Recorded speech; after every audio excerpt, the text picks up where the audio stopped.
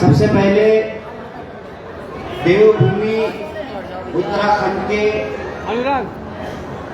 इस मंच से जहां हम लोग जय भीम जय हिंद सम्मेलन कर रहे हैं, इस सम्मेलन के मंच से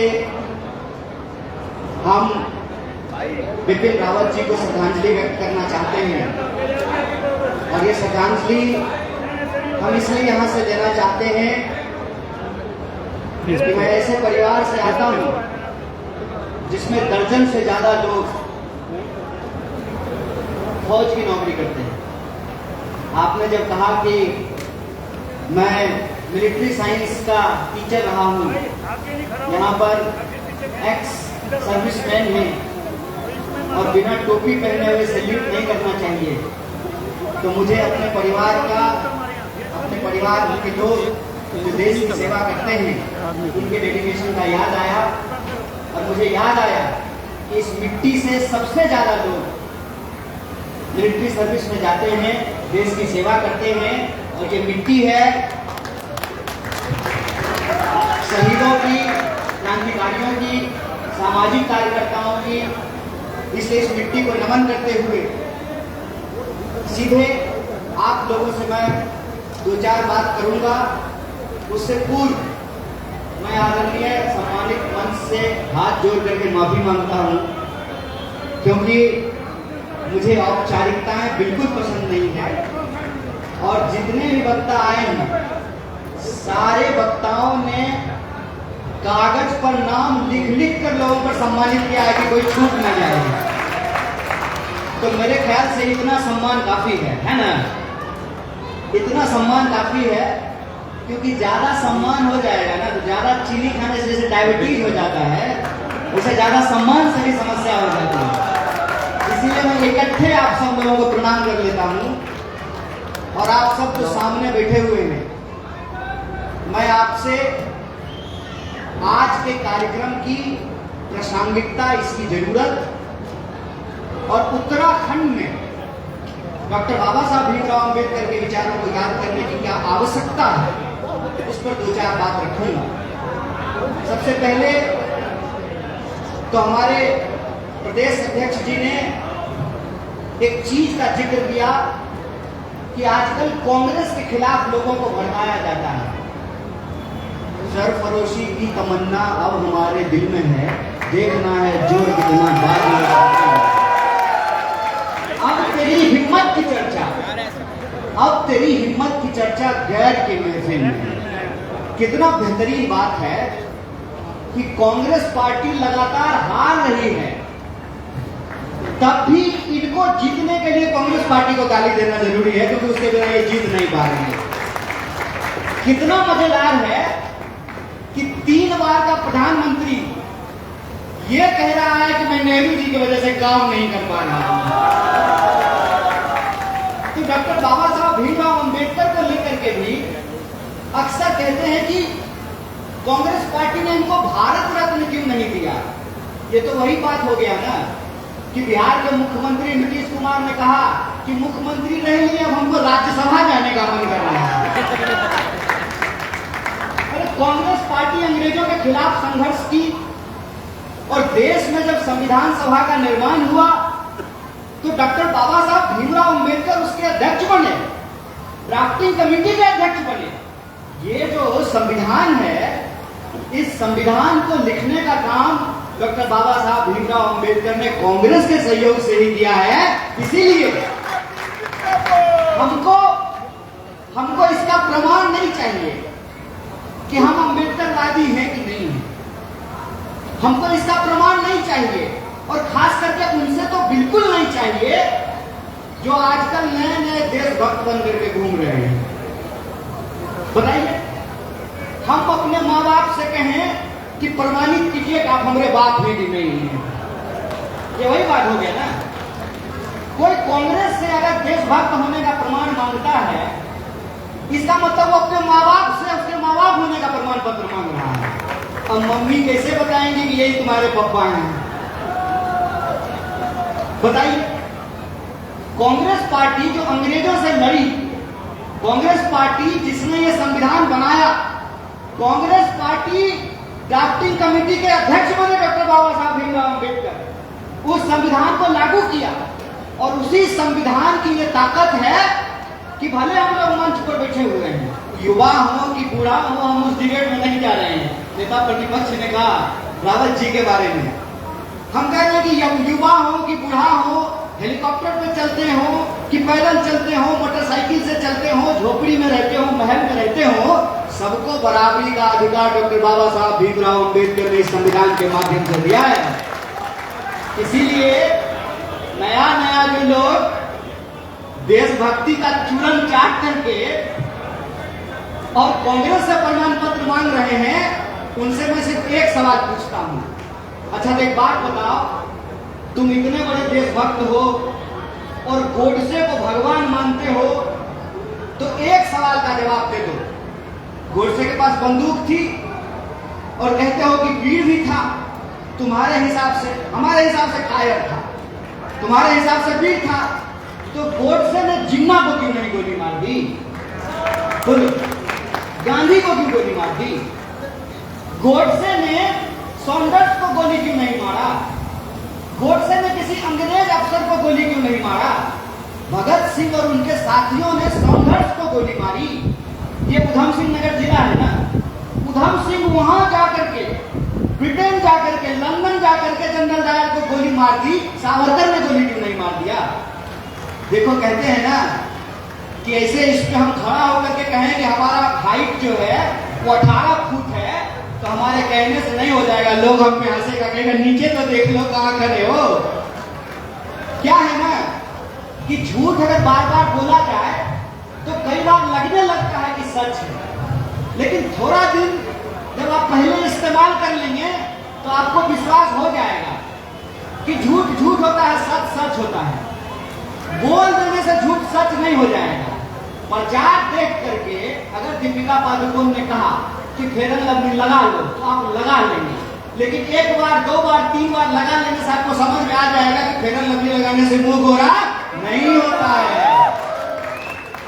प्रचार करने से, मीडिया खरीद लेने से, झूठ बोल देने से इतिहास नहीं बदल जाता है। इतिहास की सच्चाई होती है, और इतिहास की सच्चाई ये है कि अगर कांग्रेस पार्टी नहीं होती, इसीलिए इस सम्मेलन का नाम जय भीम और जय हिंद भी रखा गया है।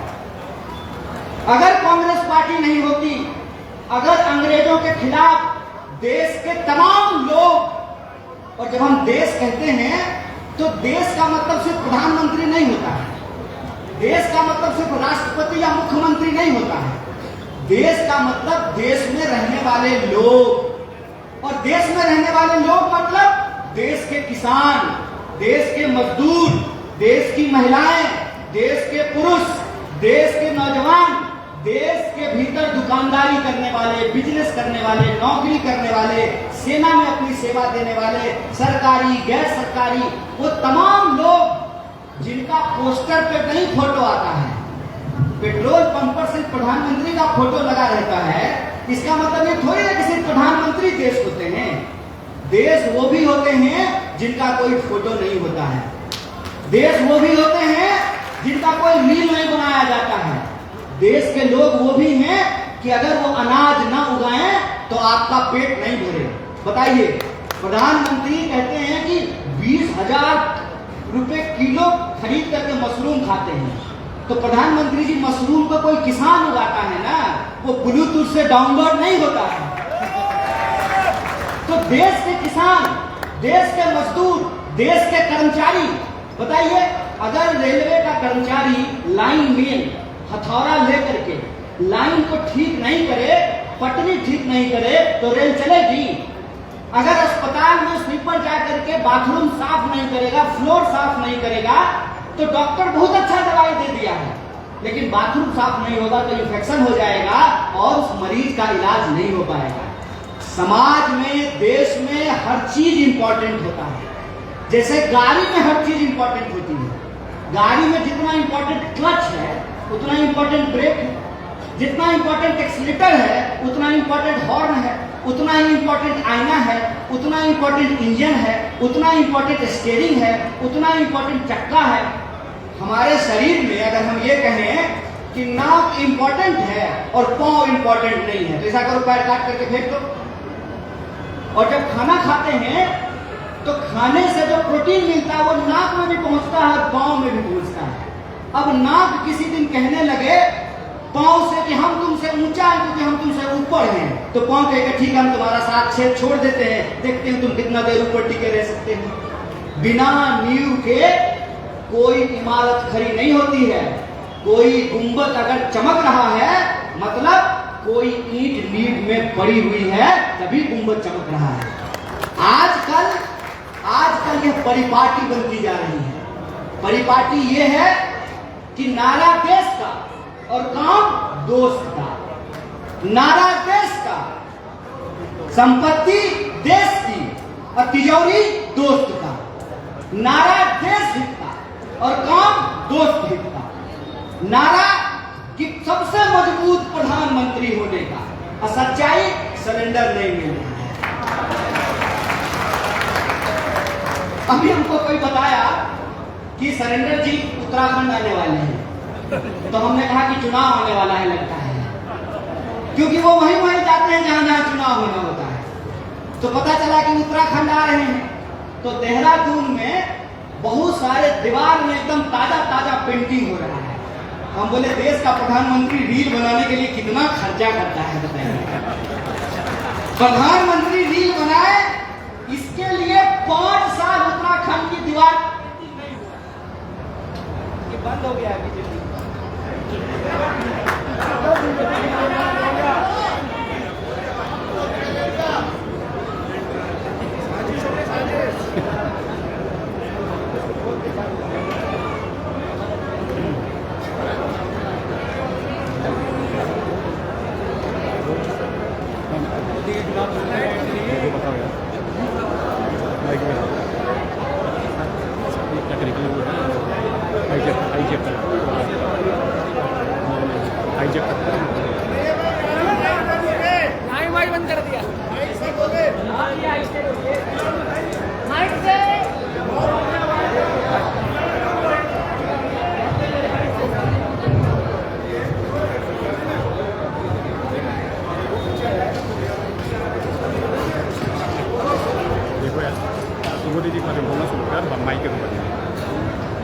तो हमने देखा कि ताजा सड़कें बनी है और ताजा दीवार पे पेंट हो रहा है और बैरिकेड लगाया जा रहा है और मुख्यमंत्री घूम करके मुआयना कर रहे हैं।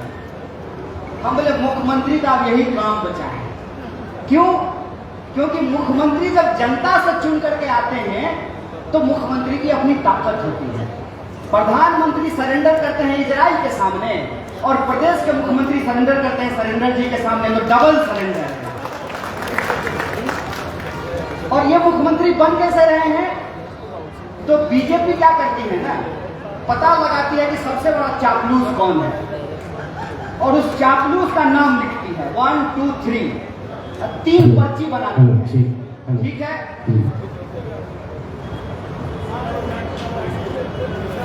तीन पर्ची बना करके फिर उसका जो है लॉटरी करती है। जिसका नाम निकल जाए वो मुख्यमंत्री हो जाता है। तो दूसरे की कृपा से, जनता के वोट से नहीं, दूसरे की कृपा से जब कोई मुख्यमंत्री बनता है तो उसका यही काम होता है कि प्रधानमंत्री रील बनाने के लिए आ रहे हैं, उससे पहले गली गली घूम करके मुआयना कर रहे हैं। है हिम्मत तो पूछो। उत्तराखंड की जनता ने तुमको वोट दिया है तो उत्तराखंडियों के आत्मसम्मान के लिए, उसके हक और अधिकार के लिए सवाल केंद्र सरकार से पूछो कि हमारे पास पहाड़ है, गंगा निकलती है यहाँ से। एक उन्होंने शायरी शेर पढ़ा उन्होंने दुष्यंत कुमार का, हो गई है पीर पर्वत सी पिघलनी चाहिए, इस हिमालय से कोई गंगा निकलनी चाहिए। अरे हिमालय भी आपके पास है, गंगा भी यहीं से निकलती है, यमुना भी यहीं से निकलती है। उस प्रदेश में सब कुछ होने के बावजूद इस प्रदेश के युवाओं को दिल्ली में जाकर के नौकरी करना पड़ता है, बेंगलोर में जाकर के नौकरी करना पड़ता है, कलकत्ता में जाकर नौकरी करना पड़ता है, हैदराबाद में जाकर के नौकरी करना पड़ता है। और इतनी अच्छी आबो हवा उत्तराखंड सरकार पूरी तरह से पर्यटन पर निर्भर करती है, तो बाहर के लोग यहाँ घूमने के लिए आते हैं और यहाँ के लोग अपनी साफ हवा, साफ मिट्टी, ये हरे भरे पहाड़, ये नदियां, ये पोखर, ये तालाब छोड़ करके शहर की गंदी हवा में काम करने के लिए मजबूर है। बोलिए मैं बहुत सही बोल रहे हैं कि गलत? तो प्रदेश के मुख्यमंत्री को प्रधानमंत्री से सवाल पूछना चाहिए ना कि चुनाव आया है तो आप आए हैं, ये बताइए कि उत्तराखंड को स्पेशल पैकेज क्यों नहीं दिया जा रहा है? ये बताइए कि नया अस्पताल यहाँ पे क्यों नहीं खोले जा रहे हैं? ये बताइए कि नया विश्वविद्यालय यहाँ पे क्यों नहीं बन रहा है? ये बताइए कि आप हमारा पहाड़ काट करके ले जा रहे हैं, यहाँ के लोगों को रोजगार क्यों नहीं मिल रहा है? ये बताइए कि हाइड्रो पावर प्लांट जो बन रहा है उससे जो बिजली पैदा हो रही है वो देश के बाकी हिस्सों में जा रहा है, हमारे बच्चों को यहाँ पे रोजगार क्यों नहीं मिल रहा है? लेकिन अगर ऐसा पूछेंगे तो मुख्यमंत्री रहेंगे? रह पाएंगे मुख्यमंत्री? और बताइए ये लोकतंत्र का कितना बड़ा मजाक बनाया है। जो मुख्यमंत्री अपना चुनाव हार गया था वो वापस से मुख्यमंत्री बना हुआ है।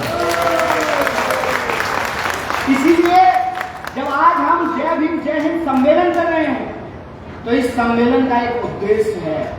इसका उद्देश्य ये नहीं है कि यहाँ पे हम सब लोग मंच पे आके बैठ जाएं, प्रोटोकॉल में बारी बारी से भाषण दे दें, बढ़िया जो है फोटो खिंचा लें, रील बना लें, सोशल मीडिया पे डाल दें, बस हो गया। नहीं, इसका यह भी मतलब नहीं है कि बाबा साहब पे फूल चढ़ा दिया बात खत्म। बाबा साहब पे अगर फूल चढ़ाने से ही बात खत्म हो जाएगी वो तो प्रधानमंत्री भी करेंगे। प्रधानमंत्री 2-3 दिन से नीला नीला पहन रहे हैं, नीले नीले अंबर में 2-3 दिन से नीला नीला पहन रहे हैं, क्योंकि उनको पीआर एजेंसी ने बता दिया होगा मोदी जी दलित लोग बड़ा भावुक होते हैं, इनका वोट लेने के लिए अभी 14 अप्रैल आ रहा है तो 1-2 बार जय भीम बोल दीजिए, नमो बुद्धाय बोल दीजिए, नीला नीला पहन लीजिए, वोट ले लीजिएगा। इनका नोट किए आप लोग?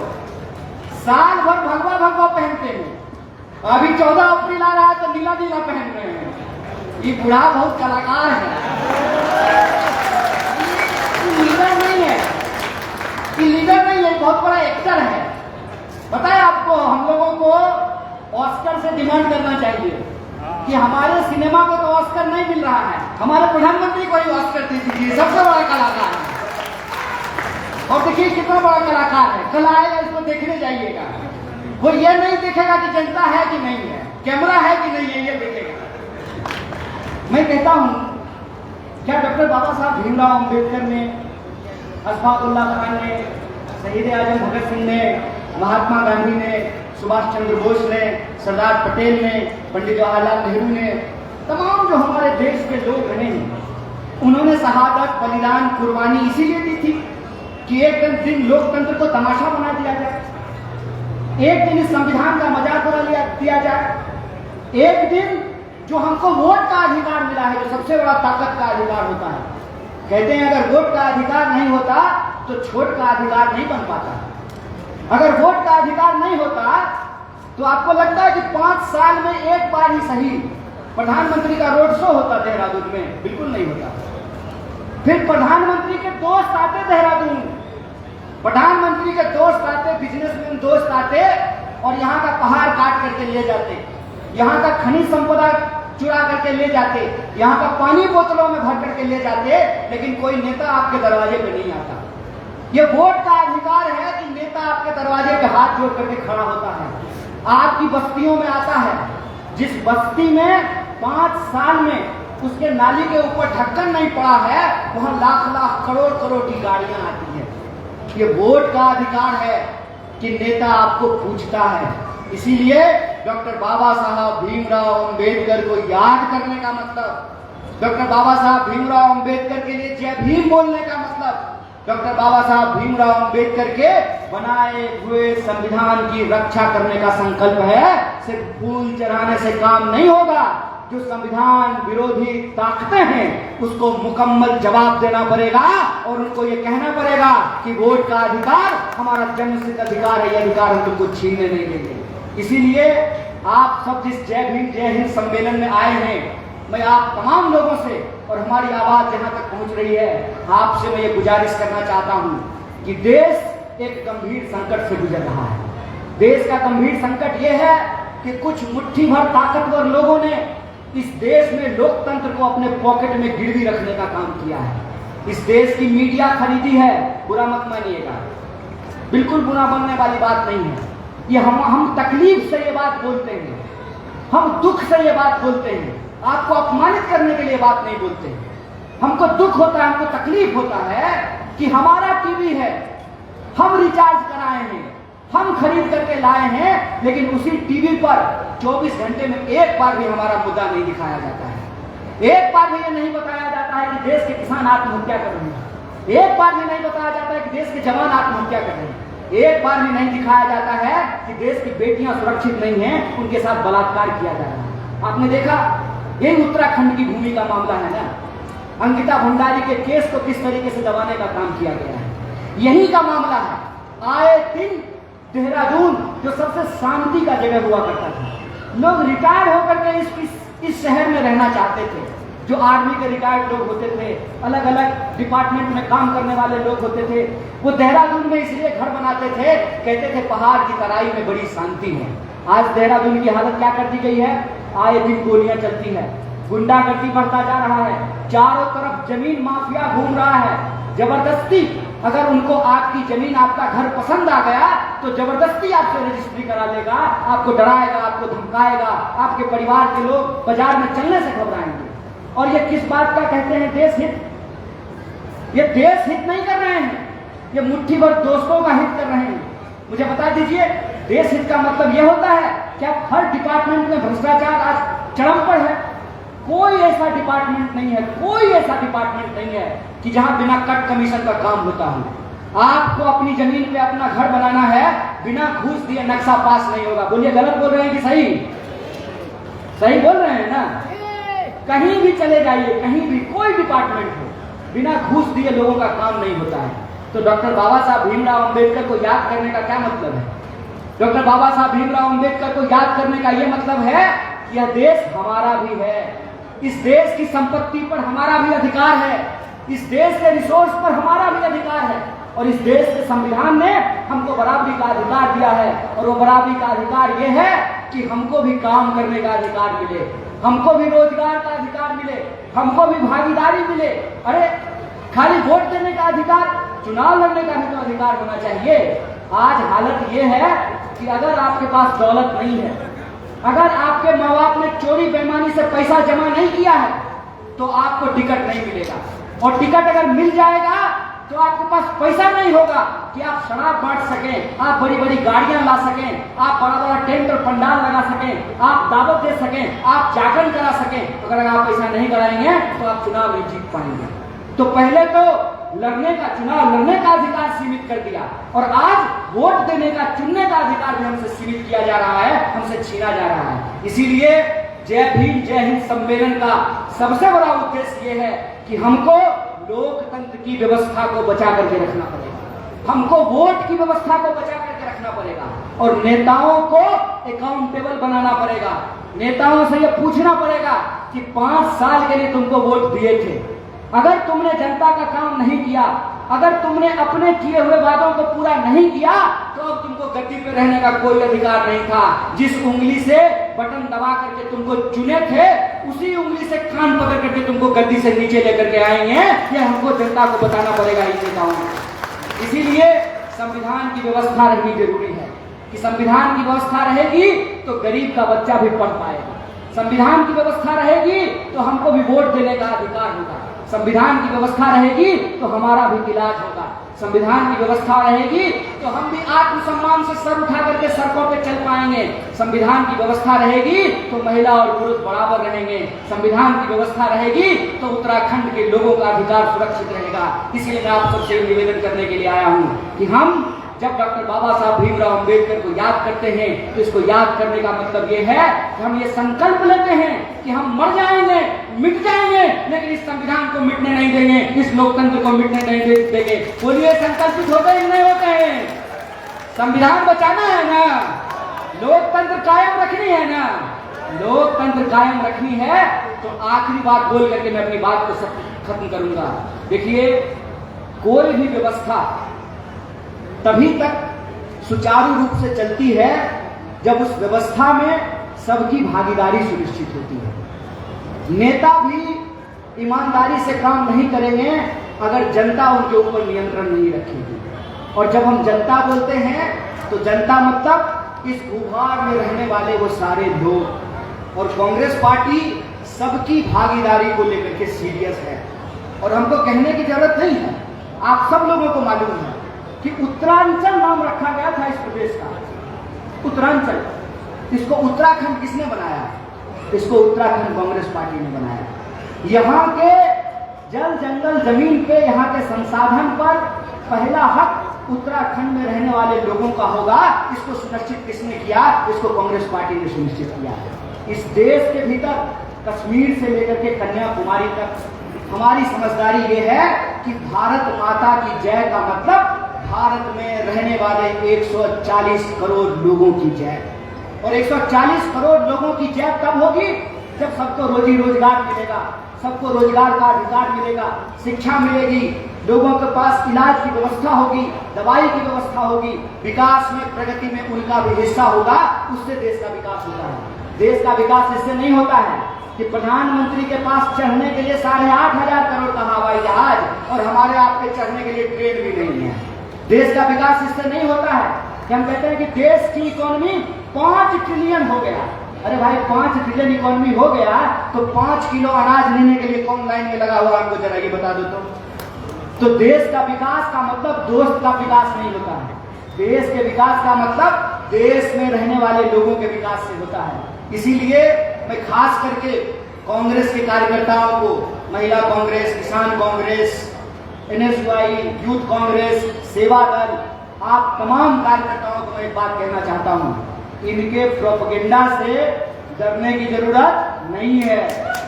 इनके जेल से, पुलिस से डरने की जरूरत नहीं है। इतिहास वो बनाते हैं जिनके पास इतिहास की समझ होती है। और आज जब आप डॉक्टर बाबा साहब भीमराव अंबेडकर को याद कर रहे हैं तो ये याद रखिएगा, डॉक्टर बाबा साहब भीमराव अंबेडकर ने कहा था कि जो इतिहास की समझ नहीं रखते हैं, जो अपना इतिहास नहीं बनाते हैं, इतिहास उनको भुला देता है।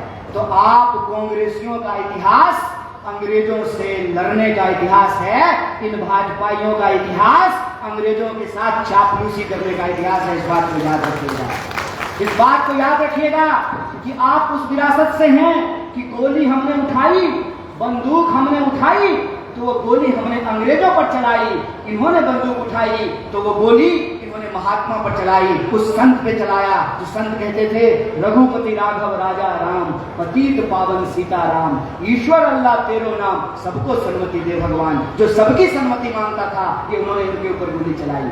ये हिंसा करते हैं, कमजोर लोगों के ऊपर हिंसा करते हैं, ये सरेंडर करते हैं ताकत के सामने। और हम ताकतवर के सामने उंगली उठा करके पूरी ताकत से सही को सही और गलत को गलत कहने का हिम्मत रखते हैं, क्योंकि हम डॉक्टर बाबा साहब भीमराव अंबेडकर के सिपाही हैं, हम गांधी के सिपाही हैं, हम इस देश के संविधान के सेनानी हैं। तो जैसे हमारे पुरखों ने स्वतंत्रता सेनानी बनकर के इस देश में स्वतंत्रता की लड़ाई लड़ी, इस देश को आजादी दिलाया, वैसे ही हमको संविधान सेनानी बनकर के इस देश में संविधान की रक्षा करनी होगी। बोलिए, करेंगे कि नहीं करेंगे?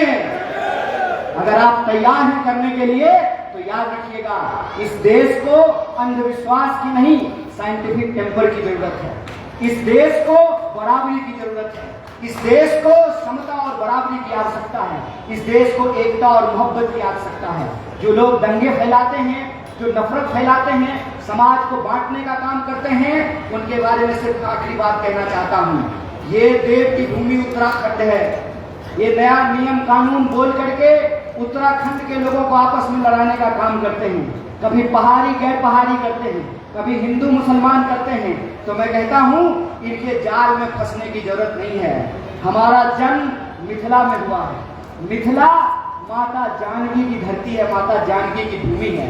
मैं कहता हूं ये कितने नापाक लोग हैं कि ये माता जानकी को प्रभु श्री राम से अलग कर देते हैं। हम कहते हैं कि हम उस संस्कृति, उस परंपरा से आते हैं कि हम देवता के नाम से पहले देवी का नाम लेते हैं।